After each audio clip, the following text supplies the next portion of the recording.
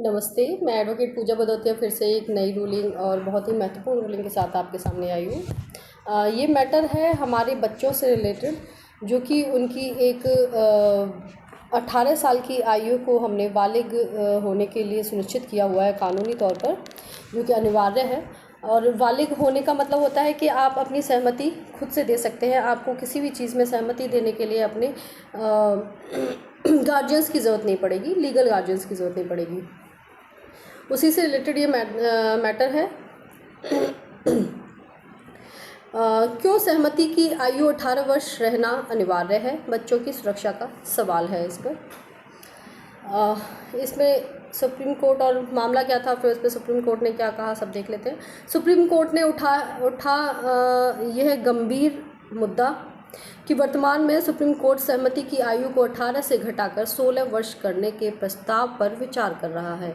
यानी कि जो 18 साल की उम्र है, आयु है एक इंसान की, चाहे महिला हो चाहे पुरुष हो, उसको जब तक 18 साल की उम्र कंप्लीट नहीं होती तब तक उसकी सहमति उसके लीगल गार्जियंस के थ्रू आती है। और जैसे ही 18 साल की उम्र वो कंप्लीट कर लेते हैं तो उनकी सहमति खुद से दी जा सकती है, जिसको घटाकर 16 वर्ष किया जाना, जिस पर विचार चल रहा है किया जाना संभावित है आगे चलकर, जिस पर विचार चल रहा है। सरकार का दृष्टिकोण क्या है इसमें, ये जान लेते हैं। केंद्र सरकार ने इस प्रस्ताव का दृढ़ता से विरोध किया है। उनका कहना है कि जो 18 साल की उम्र हमने सहमति के लिए या बालिग होने के लिए रखी गई है, उसको 16 ना किया जाए, क्योंकि परिपक्वता एक मानसिक तौर पर परिपक्वता आने में 18 वर्ष लग ही जाते हैं एक इंसान को। मानवाधिकार आयोग की राय क्या है इसमें, वो जान लेते हैं। NHRC सदस्य प्रियांक कानूनगो ने कहा कि सुधार के नाम पर बाल संरक्षण कानूनों को कमज़ोर ना करें, 16 वर्ष की आयु को बालिग होने के लिए ना रखें। SGT विश्वविद्यालय के गोलमेज सम्मेलन के निष्कर्ष में इसमें क्या कहा गया, वो भी जान लेते हैं। मनोचिकित्सक का मत इसमें आया है कि डॉक्टर निमेश देसाई और डॉक्टर निशांत गोयल, जो कि मनोचिकित्सक हैं, उनका जब सम्मेलन हुआ इस मैटर पर विचार विमर्श हुआ तो उनका कहना था कि किशोर भावनात्मक रूप से अपरिपक्व होते हैं और यौन संबंधों के लिए तैयार नहीं होते हैं, क्योंकि जब 18 से घटाकर 16 वर्ष की जाएगी तो वो शादी से लेकर हर चीज़ के लिए मान्यता प्राप्त होगी कानूनी तौर पर।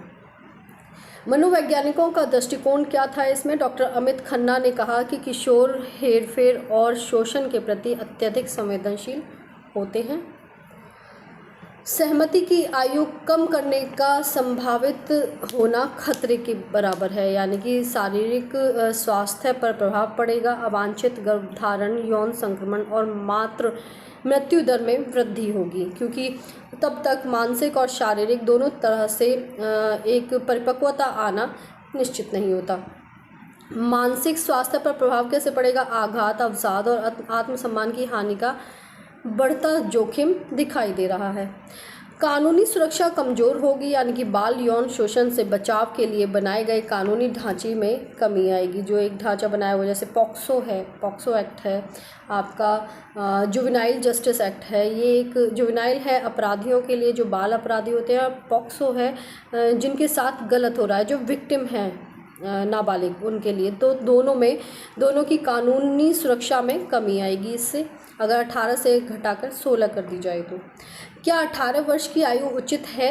विज्ञान के हिसाब से देखा जाए, वैज्ञानिक तौर पर देखा जाए तो मस्तिष्क का विकास 25 वर्ष तक पूरी तरह से नहीं होता। 18 वर्ष से पहले निर्णय लेने की क्षमता और परिणामों को समझने की योग्यता अपरिपक्व होती है। यानी कि अगर आप 18 से घटाकर 16 कर देते हैं तो इसका मतलब होगा कि वो अपने डिसीजंस खुद ले सकते हैं कानूनी तौर पर, जो कि परिपक्वता जब तक नहीं आ पाती है इंसान की मानसिक तौर पर, तो यह बहुत ही खतरे का निशान होगा। सामाजिक परिपक्वता के आसार पर देखा जाए तो किशोर अक्सर सामाजिक दबाव के प्रति संवेदनशील होते हैं और दूसरों को खुश करने के लिए अनचाहे यौन संबंध बना सकते हैं। क्या किशोर प्रेम संबंधों के लिए कोई समाधान है? यानी कि इसमें भी ये सवाल भी उठा इसमें, जिसका जवाब था हाँ। वर्तमान कानूनी ढांचे में संतुलन है जो किशोरों की सुरक्षा और वास्तविकताओं को ध्यान में रखता है। किशोर न्याय अधिनियम 2015 की धारा 15 में किशोर न्याय बोर्ड को शोषणकारी और गैर शोषणकारी स्थितियों के बीच अंतर करने का अधिकार देती है। समकक्ष स्तर के संबंधों की पहचान, यानी कि बोर्ड यह निर्धारित कर सकता है कि क्या संबंध समान आयु वर्ग के बीच और परस्पर सहमति से था या नहीं था। न्यायिक विवेक होता है इसमें, यानी कि मामले की परिस्थितियों के अनुसार उचित कार्रवाई की जा सकती है। वर्तमान कानून पर पुनर्विचार नहीं करना चाहिए, बल्कि बेहतर कार्यान्वयन की आवश्यकता है इसमें, यानी कि पुनर्विचार नहीं करना चाहिए, यानी कि 18 को घटाकर 16 की तरफ नहीं जाना चाहिए, बल्कि जो 18 है उसी में कुछ ना कुछ अमेंड करके उसको और उसका सुधार करना चाहिए। जागरूकता बढ़ाएं, यानी कि किशोरों और अभिभावकों को यौन शिक्षा और सहमति के महत्व के बारे में शिक्षित करें, ये कहना था सुप्रीम कोर्ट का। कानून प्रवर्तन को मजबूत करें, मौजूदा कानूनों का बेहतर क्रियान्वयन सुनिश्चित करें और न्यायपालिका का प्रशिक्षण, यानी किशोर मामलों से निपटने वाले अधिकारियों को संवेदनशील बनाएं। हमारे बच्चों के भविष्य के लिए एकजुट हों, यानी कि सहमति का कहना था, जो समिति बनी थी उसका कहना था कि 18 वर्ष की आयु बनाए रखना अनिवार्य है। यह हमारे नाबालिगों की सुरक्षा का अंतिम रक्षक है। आप लोगों का इसमें विचार क्या है? क्या इसको घटाकर 18 से 16 वर्ष कर देना चाहिए? क्या आपको लगता है कि आने वाली जनरेशन और जो ये जनरेशन चल रही है इसमें 16 साल की उम्र में इतनी परिपक्वता आ जाती है शारीरिक और मानसिक तौर पर कि वो अपना कोई भी डिसीज़न सही और गलत समझ सकते हैं? क्या वो ले सकते हैं? क्या उनमें इतनी समझदारी आ जाती है, मैच्योरिटी आ जाती है? या जो कोर्ट ने कहा है कि इसकी तरफ ध्यान न देते हुए कि 18 को 16 वर्ष किया जाए, बल्कि 18 वर्ष की आयु को ही निरंतर रखकर उसमें भी और सुधार किए जाने चाहिए, कानून की तरफ से जो भी सुधार हो सकते हैं। क्या आप इस पे सहमत हैं? आपकी सहमति किस पे है? आपके विचार किस पे हैं? ज़रूर आप कमेंट बॉक्स में रखें, क्योंकि ये एक मेन मुद्दा है जिस पे विचार किया जा रहा है हमारी सरकार की तरफ से भी और सुप्रीम कोर्ट यानी कि हमारे न्यायालय की तरफ से भी, जुडिशरी की तरफ से भी विचार किया जा रहा है कि क्या इसको घटाकर 18 से 16 किया जाना सही है, सही रहेगा हमारे जनरेशन के बच्चों के लिए या नहीं। आपको वीडियो कैसा लगा ये कमेंट बॉक्स में ज़रूर बताएं, अपनी राय दें। आपका कोई प्रश्न है तो वो कमेंट बॉक्स में ज़रूर बताएं, ताकि मुझे जैसे ही टाइम मिलेगा मैं उसका रिप्लाई ज़रूर कर दूंगी। वैसे मैं बहुत जल्दी ही ऑनलाइन लाइव आने वाली हूँ, ताकि आपके कुछ भी जो बेसिक कानूनी तौर पर कुछ सवाल हैं तो मैं उनको सामने ही निपटा सकूँ, आपको कोई सही राय दे सकूँ जो आपके काम आए। मेरा ये एक छोटी सी पहल है समाज के लिए कि आपको एक बेसिक नॉलेज कानून की होना बहुत ज़रूरी है, ताकि आपके सामने अगर कोई समस्या आती है कानूनी तौर पर तो आप घबराएं ना, उसका डटकर और सही तरीके से विवेक के साथ में उसका सामना कर सकें।